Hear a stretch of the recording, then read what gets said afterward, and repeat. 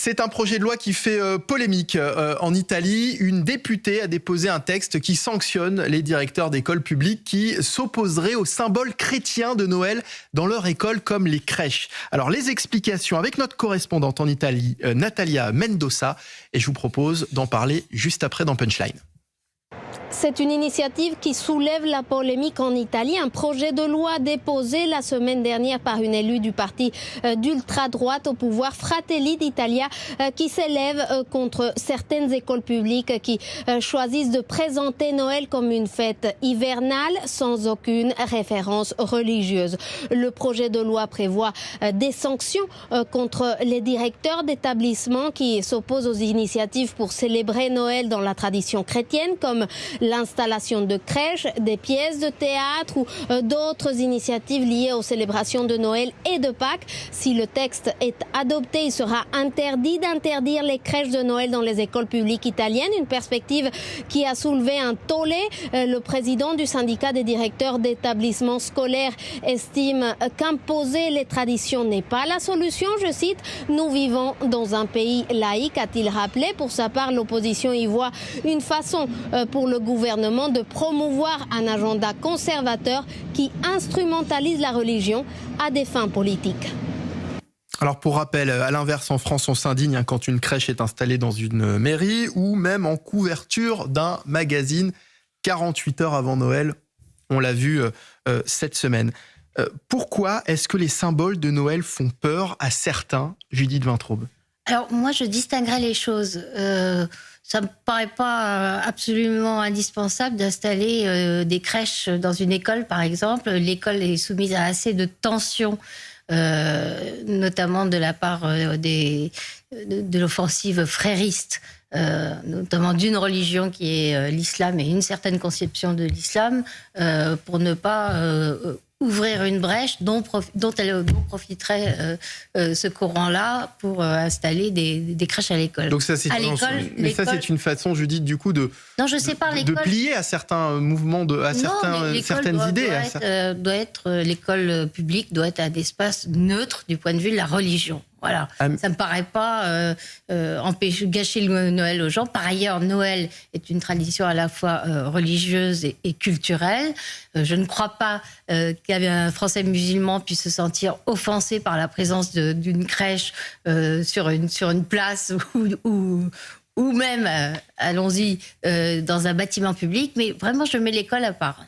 Mais j'ai l'impression qu'on assiste depuis un petit moment à une forme de désacralisation de Noël. On en fait un événement commercial, on essaie de faire totalement oublier son origine chrétienne, en fait, Amine El-Bailly. Je vais vous dire la vérité.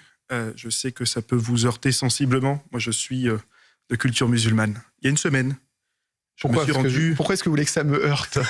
Je me suis rendu à la basilique Saint-Pierre à Rome, je vais vous répondre.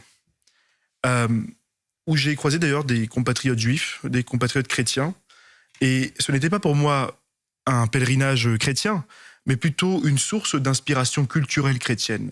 Le plus grand malheur français, c'est la déchristianisation de l'Occident. Des églises qui se vident à vue d'œil, des églises détruites, des églises pas entretenues, pas rénovées.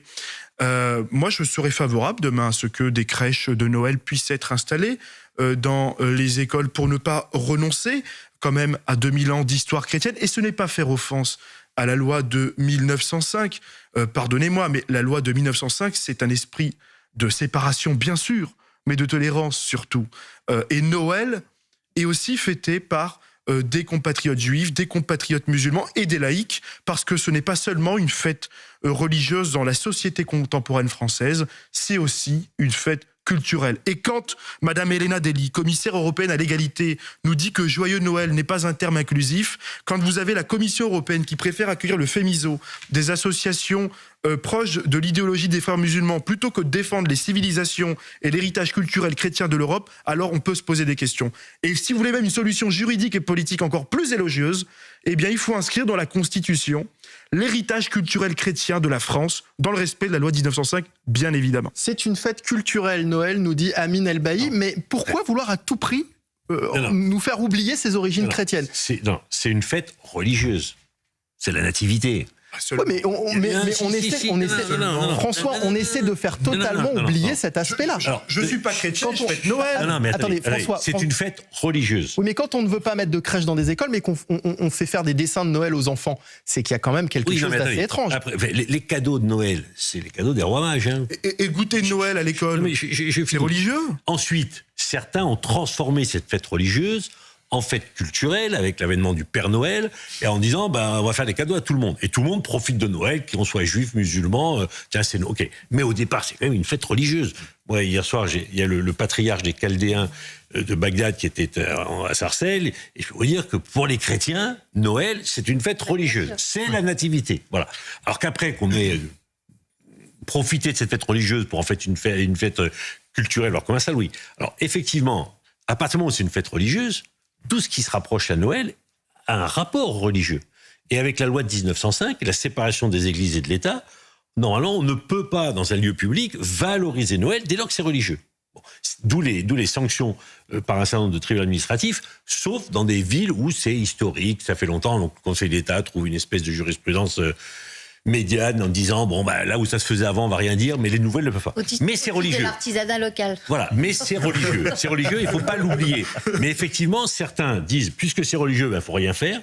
Et d'autres essayent de dire, ouais, mais c'est pas si religieux que ça. Il y a des communes qui disent, mais non, on dit pas bon Noël, on dit bonne fête de fin d'année. C'est ce que je dis, le mot Noël fait peur, est devenu tabou. Oui, mais parce qu'il est religieux et que certains, dans le cadre d'une laïcité que je ne partage pas, telle qu'elle est promue par certains, ou du wokisme, disent, puisque c'est religieux et qu'en plus c'est chrétien, supprimez-moi tout ça.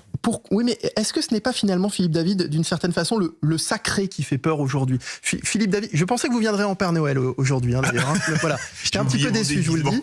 Mais voilà, est-ce que le sacré fait peur, j'ai l'impression, dans notre pays en 2023? Je crois que c'est pas le sacré, mais pour faire le parallèle avec l'Italie, comme le reportage était en Italie, le catholicisme est de mémoire la religion d'État. Non, c'est plus la religion d'État. Il n'y a pas de laïcité en Italie. Le culte catholique est organisé, reconnu comme tel, et les autres s'organisent comme ils veulent. C'est ça, exactement. Mais il faut référence au culte catholique. Et je crois que ça date, c'est vieux des accords de Latran, il me semble. Absolument. C'est donc très vieux, ça fait un siècle.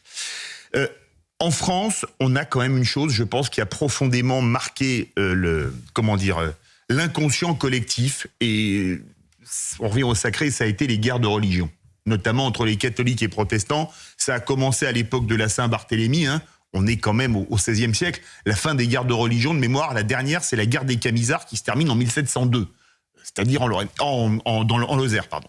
Et je crois que la loi de la laïcité, la loi de 1905, c'est la loi qui a fait que tous les citoyens étaient égaux et que dans les écoles, il n'y avait pas de crèche. Il y a un seul endroit où c'est différent, c'est l'Alsace-Moselle, parce que comme elle était allemande au moment de la loi du Concordat, d'ailleurs je tiens à rappeler un petit paramètre historique, le jour où Strasbourg a été repris, où les troupes françaises sont tentées à Strasbourg en 1918, Poincaré, président de la République, Clémenceau, président du Conseil, ils sont allés, Clémenceau un laïcard pur et dur, et ils ont visité 3 bâtiments, la cathédrale, la grande synagogue et le temple protestant. Et à noter que la France insoumise veut revenir justement sur le Concordat. Ah oui, c'est son grand combat en matière de laïcité. Quand Édouard Philippe propose, lui, par exemple, de le généraliser et de créer une concorde entre l'islam et la France pour renoncer à l'islam consulaire. Merci à tous les quatre.